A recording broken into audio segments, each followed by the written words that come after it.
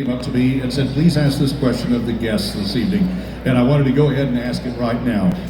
Is there any hope, and how quick can we get to a resolution of the revival? Because it left so many... It left, Patrick, you grimaced a little bit. Obviously, JR or Larry's not with us anymore, but could it be done? It's the most difficult show to produce, not because of us, but because of the business aspect of it, having been owned and still being owned by so many different entities. It was almost impossible when TNT had it, and then TNT canceled it prematurely, didn't they? Keep those cards and letters coming in. So, what we've learned over the years is never say never. It is extremely difficult, but there's nothing we would, the four of us, enjoy more than working together again. I was thinking during the revival that, House of Cards, okay, nothing. Sue Ellen's going to be governor. Yes. Well, I have a funny story about that, because honestly it was my idea to have her run for governor. And I went to the producers and I said, don't you think it'd be a great idea, she'll run for governor and you can be like a competitor to called JR. Lots of problems. They said, not a bad idea.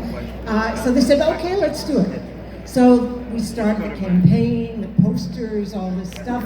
And then they came to me and they said, you know what, you can't win. And I said, why can't I win? They said, because the capital is in Austin and we don't have enough money to fly you back.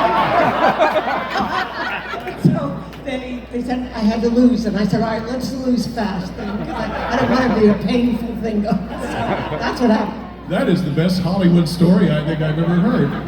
We don't have money for Austin. You can't win.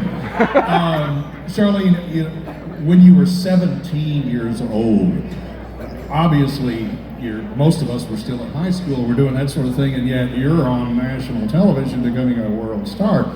That had to be a rush like nobody's business. How did you cope? How did you, a high G climb like that, how did you adjust? First of all, I had the most amazing group of people I was working with, and they were very protective, and we were all together, and I guess I was also kind of slow and dumb as a box of rocks. I didn't realize how really famous we were until years later, so I really, honestly, I was just about the work and about being with each other, so it was, and we didn't start off as a huge hit, right? We were just... Not until the first episode aired. Thank you, Patrick, for having my back, as always. I can only imagine that the drinking sessions after the taping, the stories and the camaraderie. And Steve, I want to come back to you in just a minute. Jonathan, where are you now? No, I haven't moved around because I actually found some vintage pillowcases that this gentleman from Ireland just brought.